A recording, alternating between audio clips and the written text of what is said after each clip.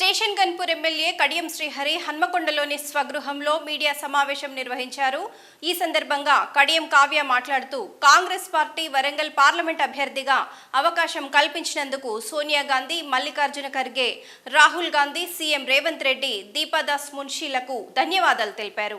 Station Ghanpur MLA Kadiyam Srihari Hanmakonda స్వగృహంలో media సమావేశం నిర్వహించారు. ఈ సందర్భంగా కడియం కావ్య మాట్లాడుతూ కాంగ్రెస్ పార్టీ వరంగల్ పార్లమెంట్ అభ్యర్థిగా అవకాశం కల్పించినందుకు సోనియా గాంధీ, మల్లికార్జున ఖర్గే, రాహుల్ గాంధీ, సీఎం రేవంత్ రెడ్డి, దీపదాస్ మున్షీలకు ధన్యవాదాలు తెలిపారు.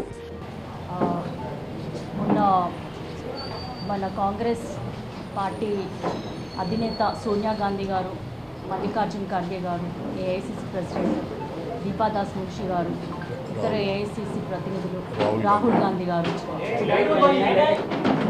ఏఐసిసి ప్రతినిధులు, పిసిసి ప్రతినిధులు మరియు మన ముఖ్యమంత్రి పిసిసి అధ్యక్షుడు రేవంత్ రెడ్డి గారు వారందరి సమక్షంలో కూడా కాంగ్రెస్ పార్టీలో అంటే వాళ్ళ ఆహ్వానం మేరకి కాంగ్రెస్ పార్టీలో చేరడం జరిగింది. అందుకు నా ధన్యవాదాలు తెలియజేసుకుంటున్నాను. అలాగే మే 13వ తారీఖు నాడు జరగబోయే లోక్సభ ఎన్నికలలోకి వరంగల్ లోక్సభ అభ్యర్థిగా కాంగ్రెస్ తరఫున నన్ను అభ్యర్థిగా ప్రకటించినందుకు కూడా మనస్ఫూర్తిగా నా ధన్యవాదాలు తెలియజేసుకుంటున్నాను.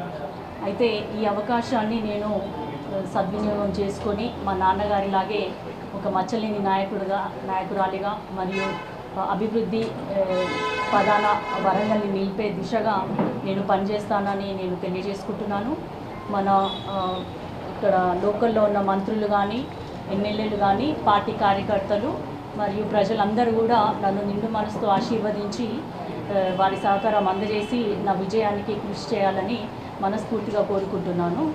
ఎమ్మెల్యే కడియం శ్రీహరి మాట్లాడుతూ గత 10 ఏళ్లలో బీజేపీ ప్రభుత్వం ప్రజాస్వామ్య రాజ్యాంగ వ్యవస్థలను అపహాస్యం చేసేలా కుట్ర చేసిందని, దేశంలో ప్రతిపక్షం లేకుండా ప్రభుత్వాలను కూలదోయడం చూశాం అని, సిబిఐ, ఈడీలను అడ్డుపెట్టుకుని ప్రతిపక్షాలను బీజేపీ ప్రభుత్వం ఇబ్బంది పెడుతుందని, అవినీతి అక్రమాలకు పాల్పడిన వారు బీజేపీలో చేరి పునీతులవుతున్నారని, అందరినీ పాకిస్తాన్ టెర్రరిస్టులుగా ముద్రవేస్తూ ఎన్కౌంటర్స్ చేస్తూ భయాందోళనకు గురి చేస్తున్నారని, మణిపూర్ అల్లర్లు దేశానికి మాయని మచ్చ, దళిత క్రిస్టియన్లను ఊచకొత్తకొస్తే ప్రధాని స్పందించకపోవటం శోచనీయమని అన్నారు.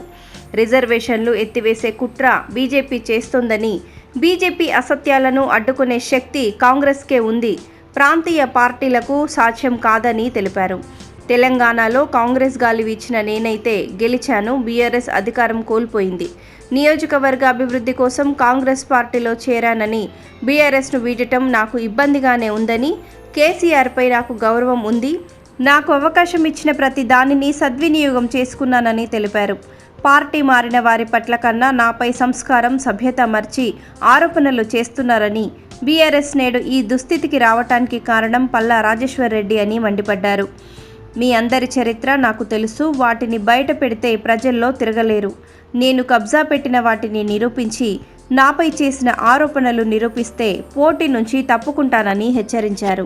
కాంగ్రెస్ పార్టీ బలోపేతానికి, ప్రజా సమస్యల పరిష్కారానికి, ఉమ్మడి వరంగల్ జిల్లా అభివృద్ధికి మాకు వచ్చిన ఈ అవకాశాన్ని తప్పకుండా ఉపయోగించుకుంటామని చెప్పి తెలియజేస్తున్నాను. ప్రధానంగా కాంగ్రెస్ పార్టీలో చేరటానికి అనేక కారణాలు ఉన్నాయి. గత 10 సంవత్సరాలుగా కేంద్రంలో నరేంద్ర మోడీ ప్రజాస్వామ్య వ్యవస్థలన్నింటినీ కూడా నాశనం చేస్తున్నది. రాజ్యాంగ వ్యవస్థలన్నింటినీ కూడా గుప్పిట్లో పెట్టుకొని ప్రజాస్వామ్యాన్ని అపహాస్యం చేసే విధంగా దేశంలో ప్రతిపక్షాల నామరూపాలు లేకుండా చేసే విధంగా ప్రయత్నాలు చేస్తున్నది మనం గమనిస్తున్నాం. ప్రజాస్వామ్యబద్ధంగా ఎన్నికైన ప్రభుత్వాలను దొడ్డిదారిన కూలగొట్టి,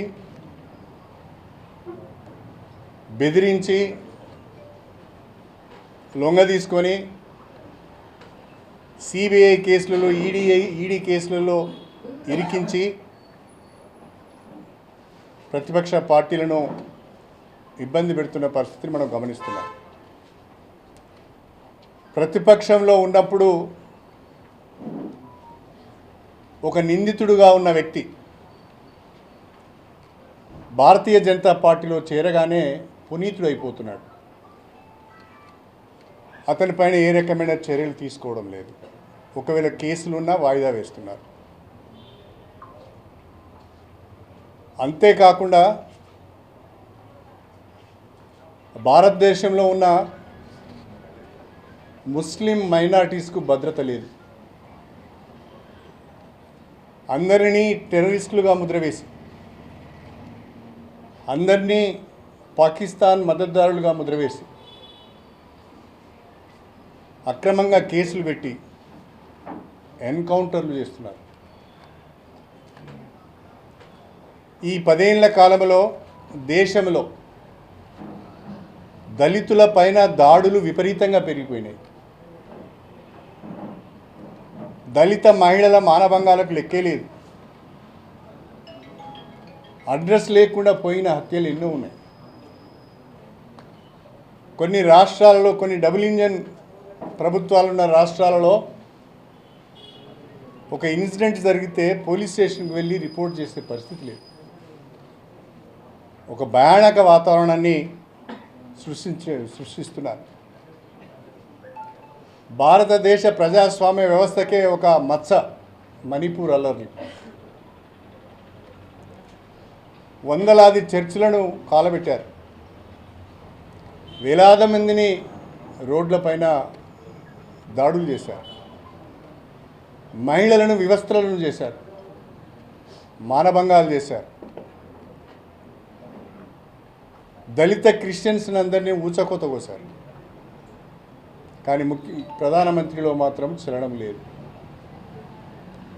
ఈరోజు వరకు కూడా మణిపూర్కు వెళ్ళే సమయం కానీ వాళ్ళని ఓదార్చే ఒక గొప్ప గుణం కానీ దేశ ప్రధానిలో లేకపోవడం చాలా బాధాకరం. భారత రాష్ట్ర సమితిని వదలడం కొంత బాధగానే ఉంది. కేసీఆర్ గారి పట్ల నాకు గౌరవం కూడా ఉంది. భారత రాష్ట్ర సమితి అవకాశాలు ఇచ్చింది. ఆ అవకాశాలు నాకు తెలిసిన కాడికి నేను సద్వినియోగం చేసుకున్నాను తప్ప దుర్వినియోగం చేసుకోలేదు.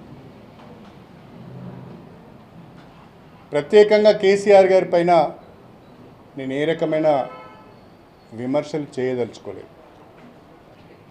మాజీ మంత్రి దయాకర్ రావు గారు అంటారు, కేసీఆర్ కుమార్తెకు 3వ స్థానం వస్తుంది అని. మరి ఇక్కడ కేసీఆర్ కుమార్తె నిలబడతలేదు, కడియం శ్రీహరి కుమార్తె నిలబడుతున్నది. అంటే ఏం మాట్లాడుతున్నాం కూడా అర్థం కావడం లేదు. దయాకర్ రావు గారు ఒకటి గుర్తుపెట్టుకోవాలి, మీరు మాట్లాడిన భాష నేను మాట్లాడను, కానీ 100 కోట్ల రూపాయలు ఖర్చు పెట్టి పాలకుర్తి నియోజకవర్గంలో పనులు చేస్తే నీ మనమరాలి వయస్సున్న అమ్మాయి చేతిలో చావు దెబ్బతిన్నావు. సిగ్గనిపిస్తలేదా?